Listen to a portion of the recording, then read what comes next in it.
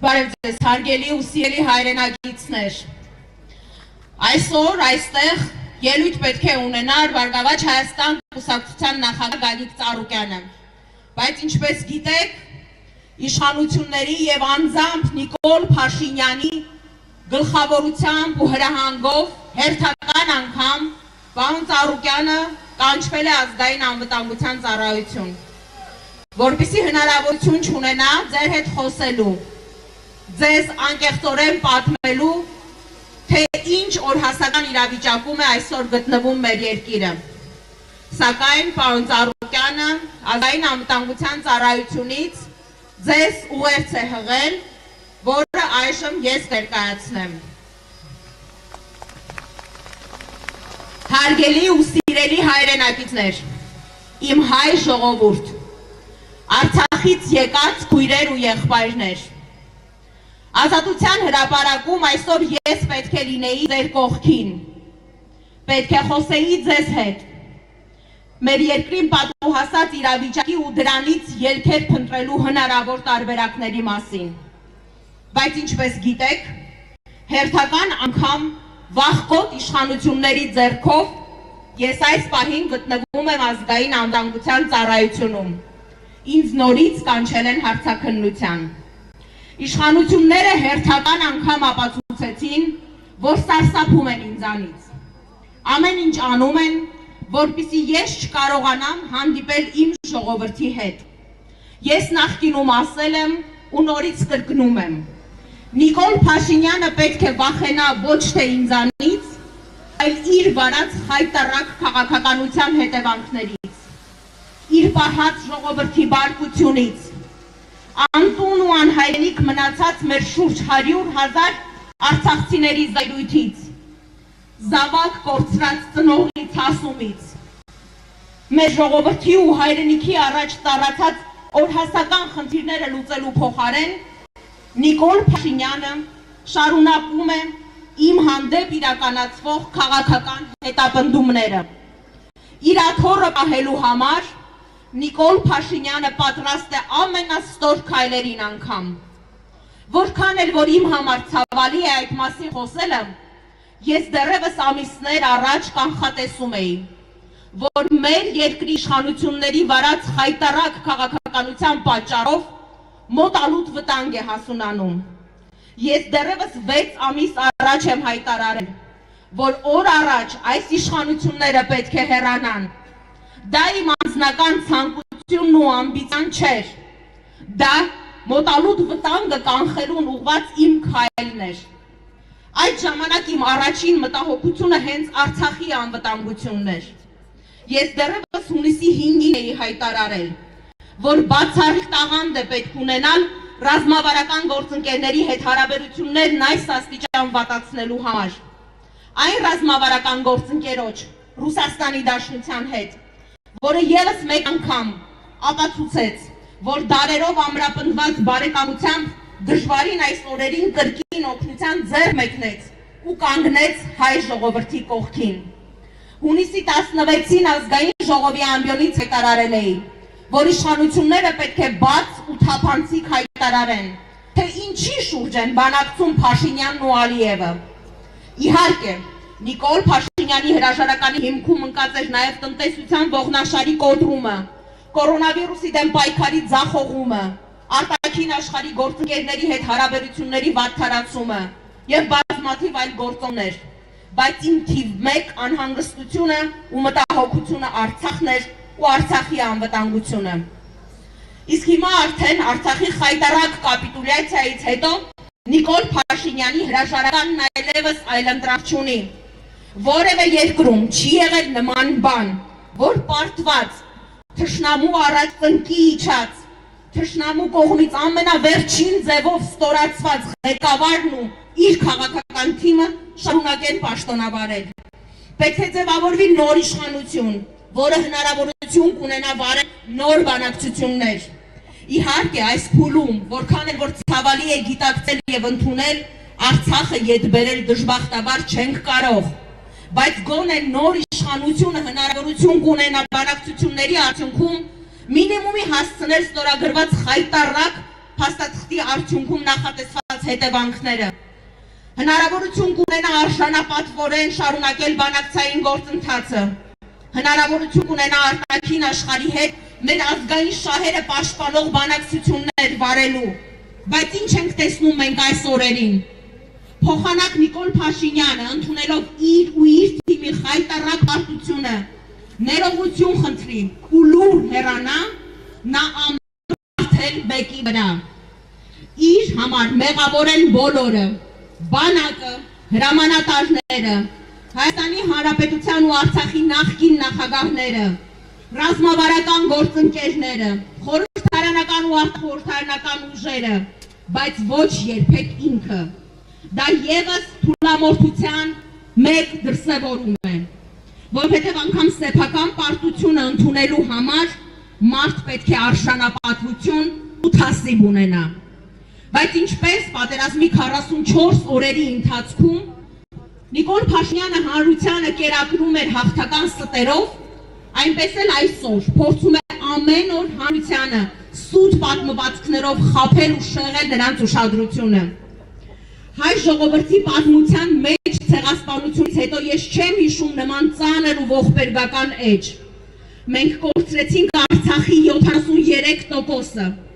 Մենք կորցրեցինք մեր լավագույն տղաներին, որոնցից ամեն մեկը մի ընտանիքի ու մի տան ճրագ էր։ Մայր կա, որ իր երկու որդիներին է միանգամից կորցրել, ու հիմա էլ դռնեդուռ ընկած ամուսնու դիակն է փնտրում։ Հիշում եք, երբ հունիսի 16-ին ազգային ժողովի ամբիոնից ես հարց ուղղեցի Նիկոլ Փաշինյանին, թե կոֆե խմելով, խաբելով մարդկանց չի կարելի մոլորեցնել։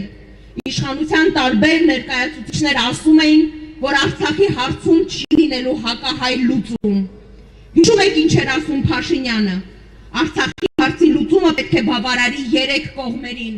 Հայաստանի ժողովրդին, Արցախի ժողովրդին ու Ադրբեջանի ժողովրդին։ Արդյունքում ժողովրդի թիկունքում ստորագրված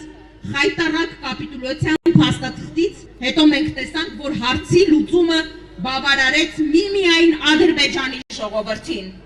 Սիրելի հայրենակիցներ, իմ սիրտն այսօր անասելի ցավում է, երբ տեսնում եմ, թե ինչպես է արցախցին իր տունն ու իր օջախը այրում, որ թուրքին չմնա, թե ինչպես է իր ծնողների գերեզմաններ քանդում, որ թուրքը հանկարծ չպղծի։ Հավատացեք, իմ համար աննկարագրելի մեծ ցավ է տեսնել պետական բոլոր ատյանների դռները թակող որդեկորույս մայրերին, ովքեր խնդրում են, որպեսզի գոնե իրենց որդիների դիակները հետ ստանան, որպեսզի կարողանան քրիստոնյային վայել հողին հանձնել նրանց։ Սիրելի հայրենակիցներ, հավատացեք, Փաշինյանի անձը ընդհանրապես չի հետաքրքրում։ Մարդը չունեցավ տղամարդկային արժանապատվություն, ընդունելու իր սխալը, իր մեղավորությունը Արցախ անձնելու համար հազարավոր զոհեր տալու մեջ եւ չունեցավ պետական մտածողություն, ներողություն խնդրելու եւ հեռանալու համար, ինձ համար նման հայը, նման մարդը այլևս գոյություն չունի։ Փաշինյանն այլևս պարտության բոլոր մեղավորները փորձում է բարթել ժողովրդի ու ազգաբնակչության վրա։ Նա այլևս անցյալ է։ Նա հեռանալու է, եւ թե ինքը, եւ թե այս խայտառակ պարտության բոլոր մեղավորները օրենքի առաջ իրենց պատիժը ստանալու են։ Նոյեմբերի 10-ը հայ ժողովրդի պատմության մեջ մնալու է որպես դավաճանության ու հայրենիք հանձնելու օր, որպես մեր արժանապատվությունը թուրքի առաջ ծնկի բերելու օր։ Իր աթոռից կարճած այս մարդը, ով իրեն իշխանության բերած ժողովրդից այսօր պաշտպանվում է ճաղավանդակներով պատված շենքերում ու առանձնատներում, շարունակում է մեղադրել բոլորին եւ անգամ Ռուսաստանի Դաշնության նախագահին, ով 1000 անգամ շատ ավելի լավ է տիրապետում Ղարաբաղի բանակցային գործընթացին։ Ան Նիկոլը, ով մեկ հայտարարում էր, որ Արցախը Հայաստան է եւ վերջ, հետո Ալիևին համարում էր կիրթ մարդ եւ վերջում արդեն այդ կիրթ մարդու հետ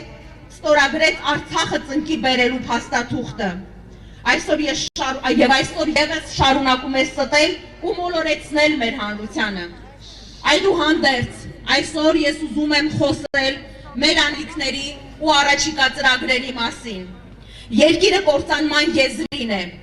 Նիկոլ Փաշինյանը Ադրբեջանին է հանձնում ոչ միայն այն, ինչ թղթով ժողովրդի թիկունքում պարտավորվել էր,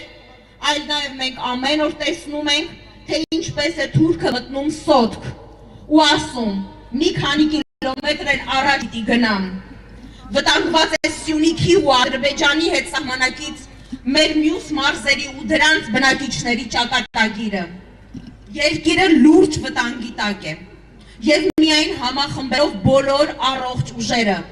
մենք կկարողանանք կանգնեցնել այս արհավիրքը, որն իր հետ բերեց Նիկոլը։ Դուք արդեն գիտեք, որ 16 կուսակցությունների եւ հանրության մեջ մեծ հարգանք վայելող մտավորականների կողմից ձևավորված Հայաստանի փրկության շարժման թեկնածուն Հայաստանի 3-րդ հանրապետության առաջին վարչապետ Վազգեն Մանուկյանն է։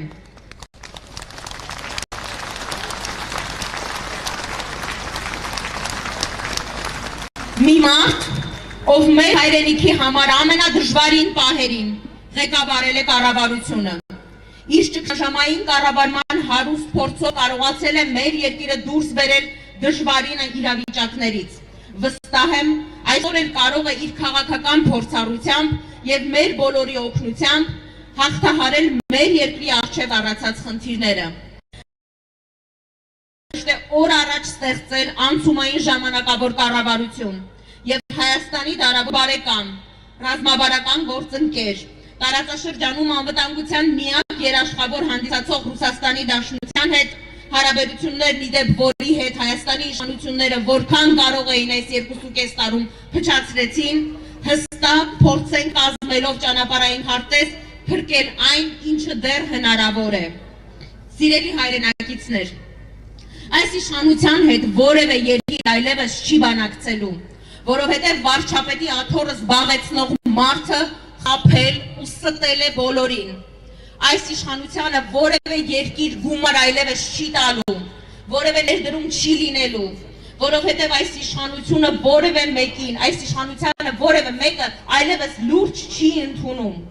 Մենք պիտի ստեղծենք ազգային փրկության կառավարություն, որտեղ պետք է ներգրավված լինեն բացառապես պրոֆեսիոնալները, որովհետև այս իրավիճակում մեծ հարց պետք է լինեն սևեր ու սպիտակներ, այլ պետք է լինեն մարդիկ, ովքեր ունակ են կանգնեցնելու Նիկոլի թողած արհավիրքը։ Ազգային փրկության կառավարության ծրագիրը պետք է լինի, ինչպես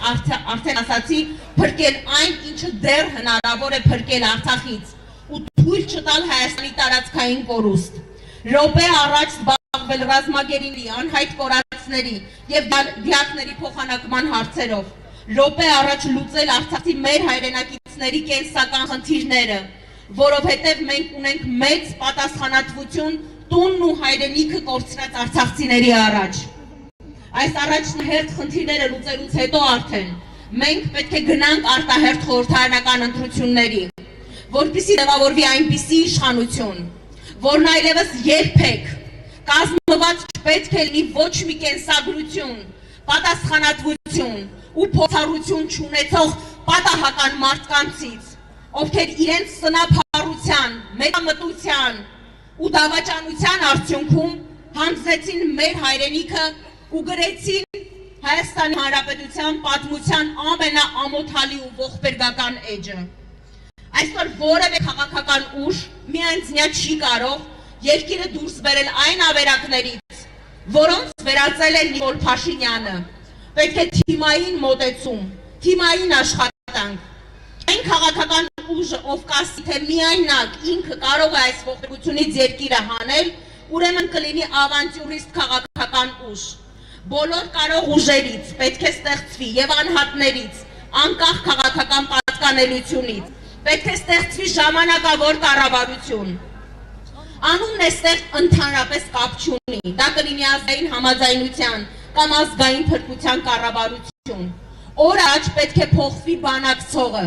որպեսզի Ռուսաստանի հետ համատեղ մենք կարողանանք չեզոքացնել այն վտանգները, որոնք կան այդ համաձայնագրի ներքո։ Սա է միակ ռեալ ճանապարհը։ Ես վստահ եմ, որ հայ ժողովուրդը կարող է շտկել մեջքը գտնել իր մեջ բավարար ուժ ու հավատ, առաջ շարժվելու, մեր երկիրը շենացնելու համար, անկախ բոլոր տեսակի դժվարություններից, մեր աշխատասեր ու ստեղծարար ժողովուրդը միշտ կարողացել է քայլել առաջ, ուղղակի պետք է շտապել, քանզի կորցրած ամեն վայրկյանի համար մենք չափազանց թանկ գին ենք վճարում։ Աստված պահապան Հայաստանի եւ Արցախի ժողովուրդներին, Աստծո կամոք մենք այս ողբերգությունն էլ միասնաբար կհաղթահարենք։ Գագիկ Ծառուկյան։